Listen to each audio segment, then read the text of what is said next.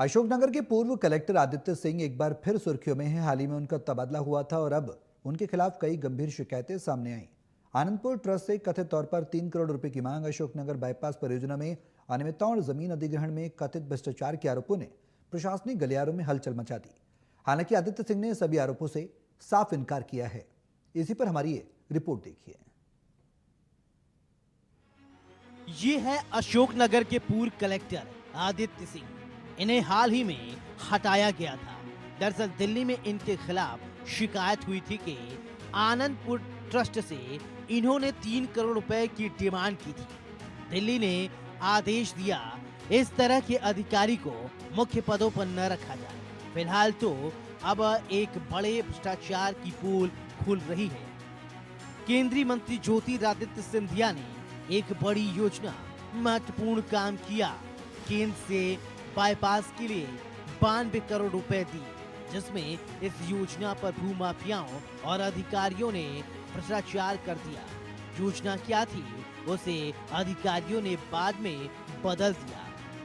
हकीकत कुछ और थी। सबसे बड़ी बात, जिन लोगों ने भ्रष्टाचार को किया वो लोग अशोकनगर के थे ही नहीं, जो कि बाहरी थे। अब अधिकारी तो अशोकनगर जिले में तैनात थे, तो बाहरी लोगों के साथ अधिकारियों ने इतना बड़े भ्रष्टाचार को कैसे अंजाम दे दिया। गंभीर बात यह है कि कुछ जमीन आदिवासी और दलितों की थी, लेकिन ट्रांसफर होने के पहले कलेक्टर ने आदिवासी और हरिजनों को अनुमति दे दी। वहीं आज भी ऐसी कई फाइलें अशोकनगर में दबी हुई हैं। बता दें, ये प्रोजेक्ट 92 करोड़ में 12 किलोमीटर लंबा बनना था, लेकिन तत्कालीन कलेक्टर आदित्य सिंह ने इस 12 किलोमीटर लंबे प्रोजेक्ट को 14.9 किलोमीटर कर दिया, जिसके चलते सरकार पर 26 करोड़ का अतिरिक्त भार पड़ा। वहीं इसमें मंदसौर, ग्वालियर और बेंगलुरु से जुड़े कुछ लोग भी बताए जा रहे हैं, जिन्हें अशोकनगर के अधिकारियों से फायदा मिला था। पूर्व कलेक्टर पर गंभीर आरोप। अशोकनगर से हाल ही में हुआ है तबादला। आनंदपुर ट्रस्ट से जुड़ी शिकायत, कथित 3 करोड़ रुपए की मांग का आरोप। अशोकनगर बाईपास परियोजना में अनियमितताएं, जमीन अधिग्रहण में कथित भ्रष्टाचार के आरोप। 92 करोड़ में बनना था 12 किलोमीटर का प्रोजेक्ट। कलेक्टर आदित्य सिंह ने इसे 14.9 किलोमीटर किया। सरकार पर 26 करोड़ का अतिरिक्त भार पड़ा। मंदसौर, ग्वालियर और बेंगलुरु के कुछ लोगों को लाभ मिला, जिन्हें अशोकनगर के अधिकारियों ने ही लाभ पहुंचाया। दरअसल केंद्रीय मंत्री ज्योतिरादित्य सिंधिया की पहल पर अशोकनगर बाईपास के निर्माण के लिए केंद्र सरकार ने करीब 92 करोड़ रुपए की मंजूरी दी थी। आरोप है कि जिस उद्देश्य से ये परियोजना बनाई गई थी, बाद में उसमें बदलाव कर दिए गए। शिकायतकर्ताओं का दावा है कि जमीन चयन और अधिग्रहण की प्रक्रिया में बड़े पैमाने पर अनियमितताएं हुई और इसका लाभ कुछ प्रभावशाली लोगों को पहुंचाया गया। 92 करोड़ के बाईपास योजना पर सवाल। योजना को केंद्र सरकार से मिली थी मंजूरी। परियोजना में बदलाव के लगे आरोप। जमीन के चयन पर भी उठे सवाल। शिकायतकर्ताओं का आरोप है कि अधिग्रहण की गई कुछ जमीनें ऐसे लोगों के नाम पर थी जिनका अशोकनगर से कोई संबंध नहीं था। वहीं कुछ जमीनें अनुसूचित जनजाति और अनुसूचित जाति वर्ग से जुड़ी बताई जा रही है। आरोप है कि जमीन हस्तांतरण से पहले आवश्यक अनुमति देने में नियमों की अनदेखी की गई। ये भी दावा किया जा रहा है कि अशोकनगर में ऐसे कई मामलों के फाइलें अब भी लंबित हैं, जिनकी जांच होनी बाकी है। बाहरी लोगों को लाभ पहुंचाने का आरोप। जमीन चयन प्रक्रिया पर सवाल। शिकायतकर्ताओं ने जांच की मांग की। आदिवासी और दलित जमीनों का है मामला। अनुमति प्रक्रिया पर भी उठ रहे सवाल। कई फाइलें जांच के दायरे में होने का दावा।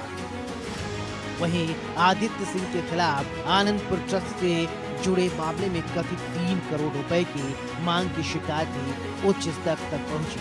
शिकायतकर्ताओं का कहना है इस मामले सहित बाईपास परियोजना को लेकर मुख्यमंत्री स्तर तक 3 शिकायतें भेजी गई और अब जांच शुरू हो चुकी है। हालांकि इन आरोपों की आधिकारिक पुष्टि जांच पूरे होने के बाद ही होगी।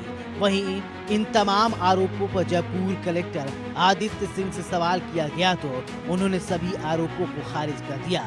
उनका कहना है कि जिन फैसलों की बात की जा रही है उन पर उनके हस्ताक्षर नहीं है और पूरी प्रक्रिया संबंधित अधिकारियों के स्तर पर होती है।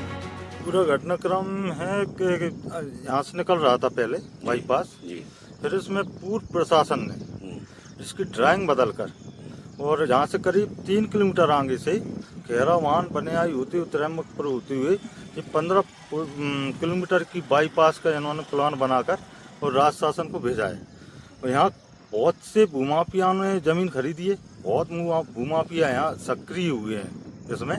तो लगभग 350 बीघा जमीन अभी 2-3-4 महीने पहले ही उनकी रजिस्ट्रियाँ हुई हैं। और यहाँ से 92 करोड़ की जो सड़क थी गडकरी जी ने जो मंजूर की थी, हमारे श्रीमंत महाराज साहब जो स्वीकृत करा कर लाए थे, उस रोड को उन्होंने 92 करोड़ से 26 करोड़ की राशि और बढ़ाकर उधर से जो प्लान बनाया है वो ठीक नहीं है। नहीं, मैंने तब ये अभी चूंकि जो रजिस्ट्रियाँ मैंने निकलवाई है, मैंने एकदम उसमें डेट नहीं देखी, पर जो हुई तब है उसमें ये महीना डला हुआ कि जब ये बाईपास की जानकारी मिली कि ये बाईपास स्वीकृत हो गया और चूंकि पूरे शहर को पता चल गया, पूरे जिले के लोगों को पता चलेगा कि ये 12 किलोमीटर का बाईपास यहाँ से स्वीकृत हो गया है।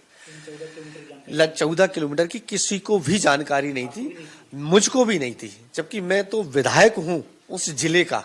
और मैं तो ये कहता हूँ कि और दूसरे विधायक हैं उनको भी जानकारी नहीं है, जो पूर्व विधायक है उनको नहीं है, वहां के अध्यक्ष को नहीं है, वहां के सारे किसी जनप्रतिनिधि को पता नहीं है कि ये 14 किलोमीटर का अलाइनमेंट, अगर कोई भी अलाइनमेंट चेंज होता है और इतनी बड़ी एक सौगात है, इतनी बड़ी एक सड़क है बाईपास, तो उसमें जब हम अलाइनमेंट चेंज करते हैं, कोई भी निर्णय लेते हैं, तो उसमें पहले सबसे पहले जनप्रतिनिधियों को विश्वास में लिया जाता है। जनप्रतिनिधियों से बात की जाती है कि इसमें ये बना है, इसमें शासन का अहित हो रहा है, शासन को हानि हो रही है, हम अगर इसको बढ़ा देंगे तो इसमें शासन का भी नुकसान होगा और जनता का भी अहित नहीं होगा, तो उसमें कोई बात नहीं, बड़ी बात नहीं है, तो ये तो निर्णय बैठ के कर लेते हैं। पर ताज्जुब की बात यह है कि हमारे बार बार पूछने के बाद भी, बार बार कहने के बाद भी कि आखिर ऐसा क्यों किया, इस वजह क्या रही, इसमें कारण क्या रहे और कहाँ से किया, भैया ये तो बता दो हमको। हमको तो ये भी नहीं बताया गया है। हमको तो जब जानकारी मिली बाद में, तब हमने यहाँ से कागज निकलवाए, भोपाल से निकलवाए, वहाँ से फिर हमारे कलेक्टर महोदय जो वर्तमान में है उनसे जानकारी ली। बाईपास रोड बनी है, उस बाईपास रोड में कई अनुसूचित जाति के पट्टों का लेन देन करके उसका व्यय हुआ है। उस व्यय में कुछ अधिकारी, कुछ कर्मचारी, कुछ शहर के नेता उसमें इन्वॉल्व हैं और ये आज आयोग की नज़र में आया है। अगर शासन की तरफ से कोई अधिकारी कर्मचारी उसमें इन्वॉल्व है और अगर उसमें किसी की भूमि को हड़पा गया है तो आयोग इसको छोड़ेगा नहीं। अब सबसे बड़ा सवाल यही, क्या अशोकनगर बाईपास परियोजना और जमीन अधिग्रहण से जुड़े आरोप जांच में सही साबित होंगे या फिर ये शिकायतें बेबुनियादी साबित होंगी। फिलहाल जांच एजेंसियों की कार्रवाई पर सबकी नजर है। यदि जांच में किसी अधिकारी या अन्य व्यक्ति की भूमिका सामने आती है तो कानून के अनुसार आगे की कार्रवाई होगी। इंडिया न्यूज के लिए अशोकनगर से हितेंद्र भोधेलिया की रिपोर्ट।